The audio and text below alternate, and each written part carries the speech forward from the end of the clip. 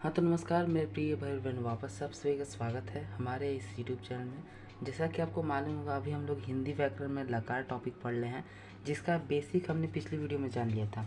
और उसमें हमने ये जाना था कि लिंग किसे कहते हैं, पुरुष किसे कहते हैं, वचन किसे कहते हैं, तथा हमने लकार के भेद जाने थे, यानी कि काल के भेद जाने थे, जो कि आपको हमने बताया था कि वैदिक संस्कृत आप पढ़िएगा तो वैदिक संस्कृत में कुल 10 प्रकार के लकारों के बारे में पढ़ना है आपको।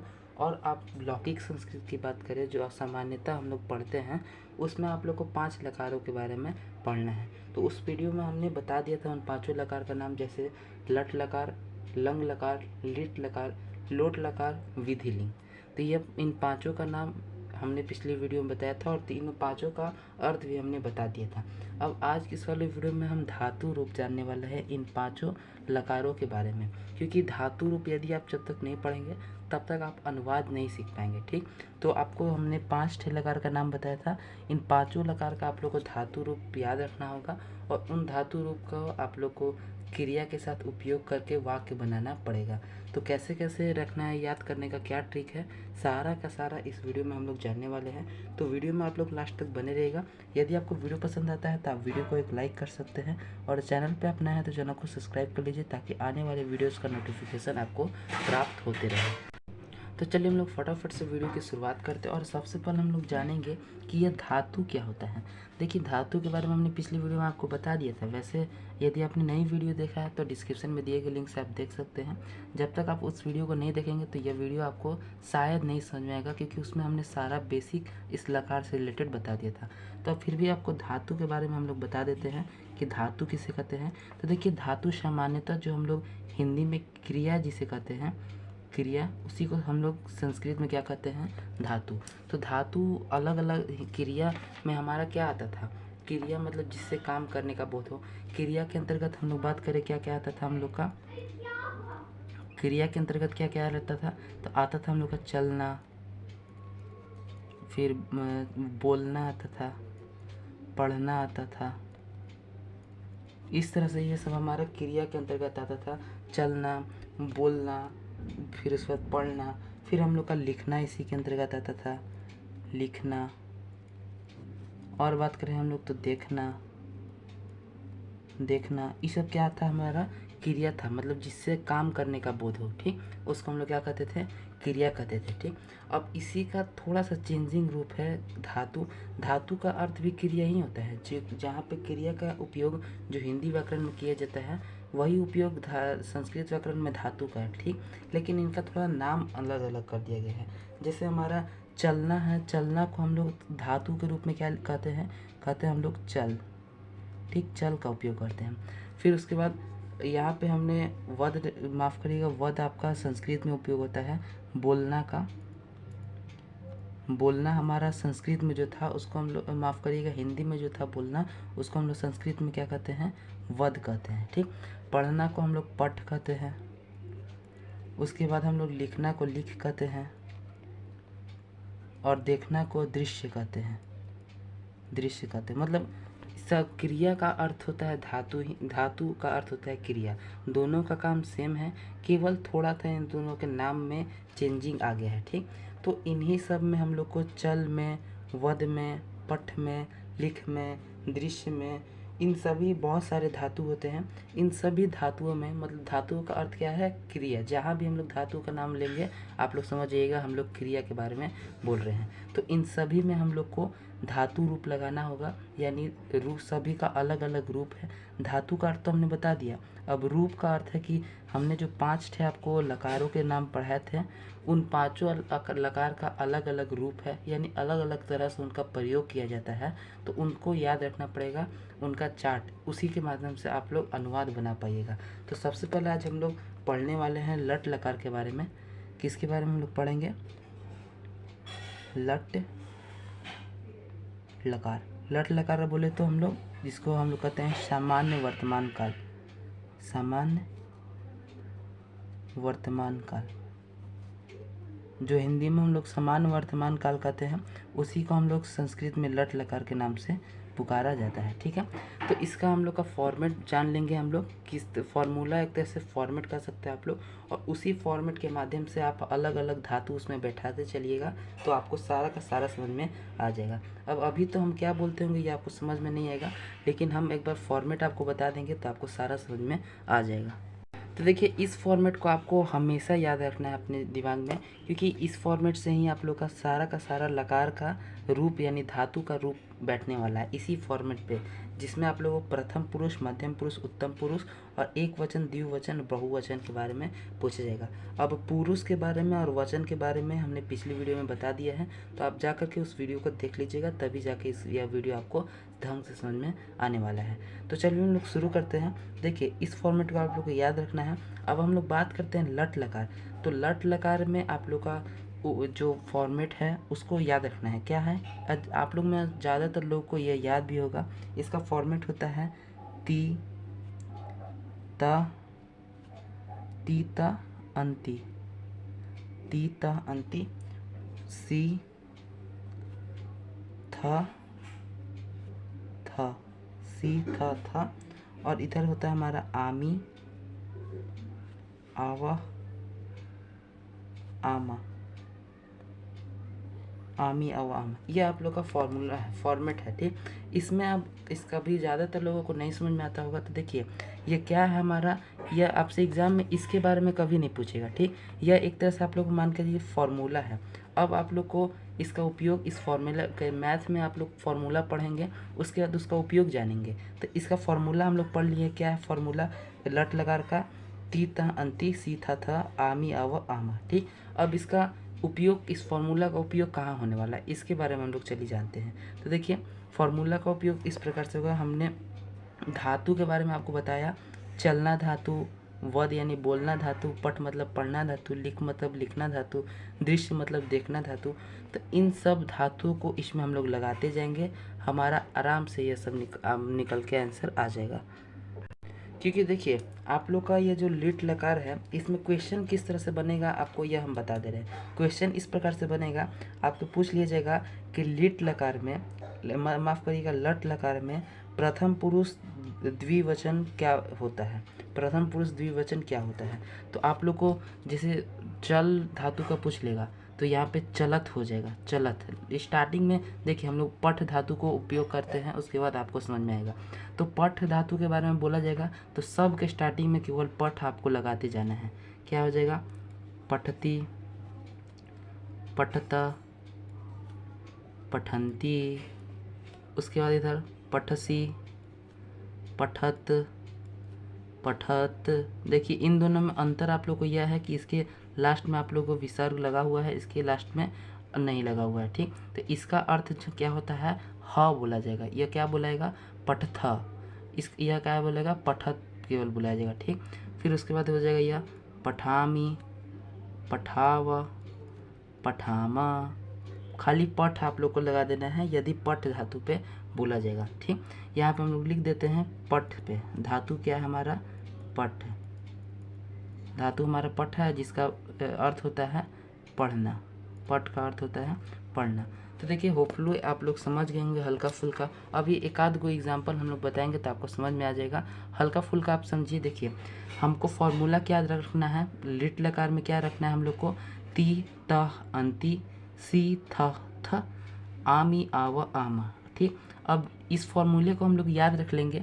उसके बाद जो भी धातु गएगा, जैसे अभी हम लोग पट धातु में लगाए, इसके बाद बोल देगा आप लोग को लिख धातु, तो लिख के बाद में केवल ये सब फॉर्मूला आप लोग को लगा देना है। जैसे हो जाएगा आप लोग का लिखंती, लिखती, लिखता, लिखंती, लिखसी, लिखत, लिखत, लिखामी, लिखाव, लिखामा। समझे, नहीं समझे, एक और एग्जांपल हम लोग ले लेते हैं जिससे आप लोग को क्लैरिटी आ जाएगा और ज़्यादा ढंग से समझ में आ जाएगा इस क्वेश्चन का। तो इसके लिए हम लोग को क्या करना होगा, पहले इसी प्रकार का फॉर्मेट आप लोग को बना लेना होगा। देखिए, यह जो चार्ट है, धातु रूप का जो चार्ट है, यह एग्ज़ाम में आपसे कभी नहीं पूछेगा। जैसा कि हमने आपको बताया, केवल आपसे पूछेगा कि जैसे पूछ लेगा कि पट धातु में लट लकार प्रथम पुरुष एक वचन क्या होगा। ध्यान दीजिएगा, क्वेश्चन किस प्रकार से पूछेगा, पठ धातु में धातु पहले बताएगा, उसके बाद लट लकार में यानी लकार का नाम बताएगा, प्रथम पुरुष एक वचन क्या होगा, यानी पुरुष और वचन सब चीज़ आपको बताएगा। ठीक, तो आप लोग ढूंढ लीजिए लट लकार में पठ धातु का प्रथम पुरुष एक वचन क्या होगा, तो पठती होगा। ठीक, तो अभी हम लोग और एक एग्जाम्पल ले लेते हैं लिख धातु का, जिससे आपको और क्लैरिटी आ जाएगा और ढंग से समझ में आ जाएगा। ठीक है, तो इसके लिए हम लोग एक चार्ट बना लेते हैं। चार्ट में हम लोग चार्ट बनाना पिछली वीडियो में बहुत बढ़िया से आपको सीखा था, जिसमें एक साइड हमारा पुरुष लिखाता है, प्रथम पुरुष, मध्यम पुरुष,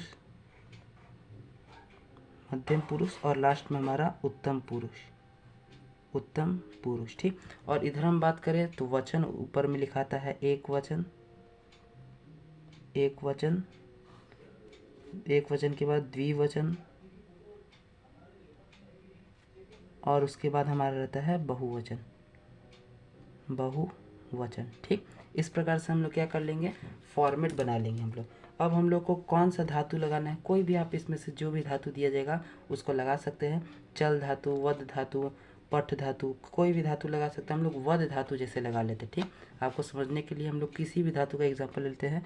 जैसे हम लोग धातु कौन सा लेते हैं, यहाँ पे धातु लेते हैं हम लोग वध धातु, जिसका अर्थ क्या होता है, अर्थ होता है बोलना। ठीक, वध धातु बोलिए। ठीक, अब हमने क्या आपको बताया, केवल आपको वध पहले सब जगह लिख दीजिए। क्या लिख दीजिए, वध। सब जगह आप लोगों को क्या लिख देना है, वध लिख देना है। वध हम लोग लिखते चलेंगे हर जगह पे, वध, वध और वध। ठीक, वध सब जगह हमने लिख लिया। अब हमने फॉर्मूला आपको क्या बताया है, ती त अंति सी थ थ आमी आवा आमा।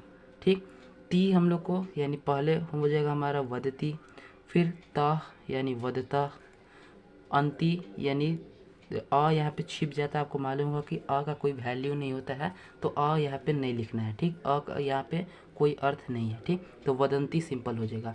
फिर उसके बाद हमारा सी है तो वदशी हो जाएगा, फिर वधत हो जाएगा, फिर वधत हो जाएगा, फिर वधामी, वो आमी। अब देखिए यहाँ पे आप लोग गौर करिएगा कि यहाँ आमी था तो हम लोग केवल आ का पाई दिए हैं, अ नहीं लिखे हैं। ठीक है, तो आमी यहाँ पे हमने लगाया है। उसी प्रकार से पठावा है तो यहाँ पे आवा है तो यहाँ पे वदावा हो जाएगा, वदावा, और यहाँ आमा है तो वदामा हो जाएगा। ठीक है, तो सिंपल आप लोग समझ गए होंगे क्या कैसे उपयोग करना है। आपको केवल ये वाला फॉर्मूला याद रख लेना है, ती त अंति सी थ थ आमी आवा आमा। उसके बाद जो भी धातु आप लोग को कहेगा उस धातु को इसके साथ लगा देना है। जैसे हमने पहले पठ धातु लगाया जिसका अर्थ होता है पढ़ना, पठ धातु लगाया तो हो जाएगा हमारा पठती पठत पठंती, पठसी पठत पठत, पठामी पठावा पठामा।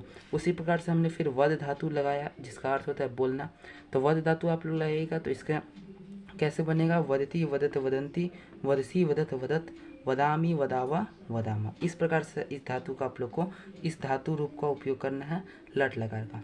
इसके अलावा एक और हम लोग इसका ले लेते हैं। हमने कौन कौन सा ले लिया धातु, तो हमने पट धातु ले लिया, वध धातु ले लिया। इसके अलावा हम लोग कौन सा धातु ले सकते हैं, इसके अलावा हम एक लास्ट एग्जाम्पल ले लेते हैं, जो कि हम कौन सा एग्जाम्पल ले सकते हैं। इधर हमने था धातु में हम लोग लिखे थे चल वध पठ लिख। इसके अलावा भी बहुत सारे होते हैं, जैसे हमारा होता है एक ठे गम धातु। कौन सा, गम धातु। गम धातु का उपयोग क्या होता है, मतलब कि गम धातु का अर्थ क्या होता है, तो गम का अर्थ होता है जाना। तो यह भी काफ़ी इंपॉर्टेंट धातु है, इस एग्ज़ाम में पूछा जाता है। तो चलिए लास्ट में हम इसको ही बारे में आपको बताते हैं।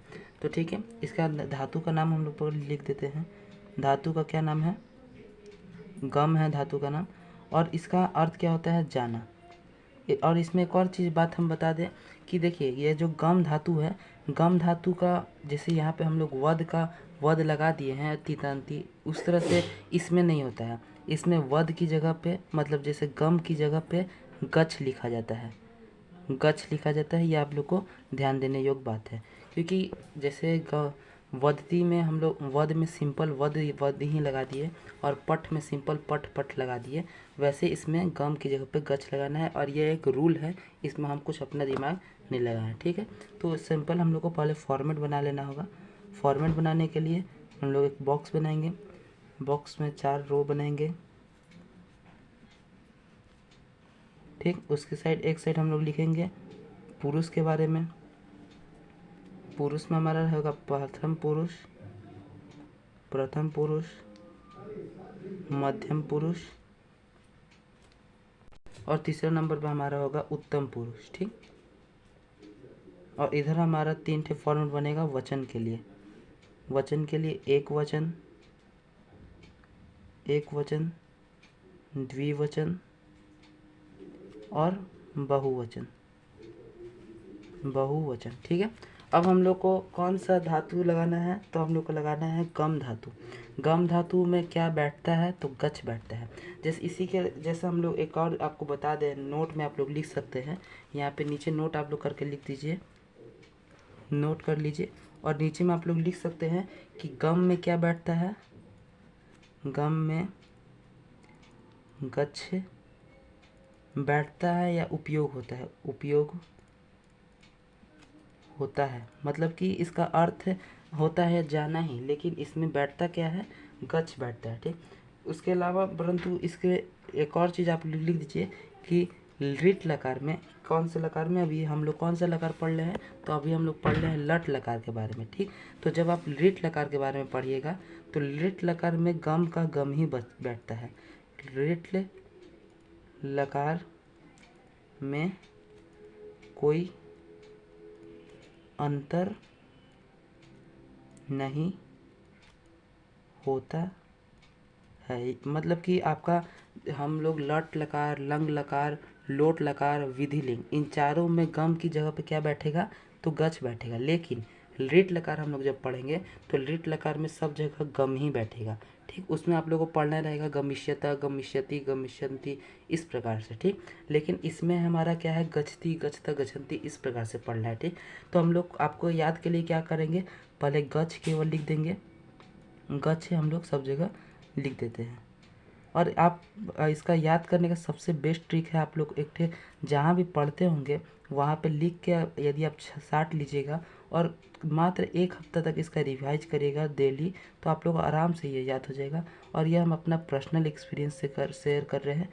हम भी इसी तरह से इनको याद किए थे और पाँचों का पाँचों अभी तक हमको याद है। ठीक है, तो इस तरह से आप लोग आराम से इसको याद कर ले सकते हो, कोई भी बड़ी बात नहीं है। ठीक, तो सब जगह हमने गच्छ लिख दिया। अब सिंपल ती था अंति, सी था आमी आवा आमा आप लोग को बैठा देना है। तो यहाँ हमारा हो जाएगा गच्छती, इधर गच्छता, गच्छन्ति, गच्छति, गच्छसि, गच्छथा, गसत, गसामी, गशाव, गशामा।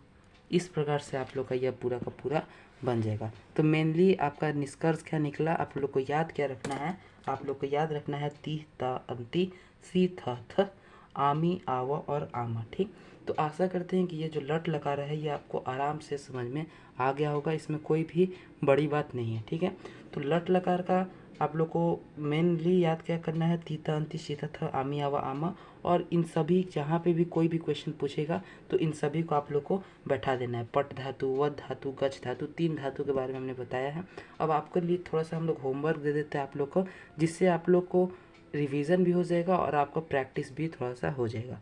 तो देखिए आपके लिए 4 ठे हमने होमवर्क बनाया है, जिसको आप लोग को 3 ठे ऑब्जेक्टिव टाइप है जिसका जवाब आपको कमेंट बॉक्स में करना है, और एक सब्जेक्टिव टाइप है जो कि ईमानदारी पूर्वक आपको खुद से घर पे बनाना है। पहला आप लोग का कि लिख धातु का लट लकार प्रथम पुरुष बहुवचन क्या होगा। इसी प्रकार से आपको बोर्ड एग्जाम में भी क्वेश्चन पूछेगा, आपको जवाब देना है। क्वेश्चन पहले आप लोग समझ लीजिएगा, लिख धातु का, लिख धातु पहले धातु आप लोग समझ लीजिएगा लिख। ठीक, उसके बाद लकार समझिएगा तो लट लकार, लट लकार अभी जस्ट हमने पढ़ा है। प्रथम पुरुष आप लोग को याद है फर्स्ट लाइन का। और बहुवचन यानी कि फर्स्ट लाइन का तीसरा कॉलम में क्या होता है, ये आप लोग को खुद से बताना है। दूसरा है भव किस धातु का रूप है। देखिए यह हमने पढ़ाया नहीं है, लेकिन यह हमने आपको इसीलिए दिया ताकि आप लोग जान जाए। देखिए इसका आंसर हम लोग खुद बता दें कि भव किस धातु का रूप है, तो भव भू का रूप होता है। किसका, भू का रूप। जैसे हमने आपको बताया कि गम माफ़ करिएगा गच्छ किसका रूप होता है, तो गम का रूप होता है, यानी गम की जगह पे गच्छ का उपयोग किया जाता है और इसका अर्थ क्या होता है, गम के अर्थ होता है जाना। ठीक, उसी तरह से भू की जगह पे भव का अर्थ किया जाता है, उपयोग किया जाता है भवती भवत भवंती भवती भवसत भवस, ऐसी तरह से। तो भू का अर्थ क्या होता है, होना होता है, होना, कोई भी काम होने का मतलब होगा भू। ठीक, तो एक टेक तो क्वेश्चन हमने खुद बता दिया, आपको मात्र 3 प्रश्न का उत्तर देना। पहला तो लिख धातु का लट लकार में प्रथम पुरुष बहुवचन क्या होगा।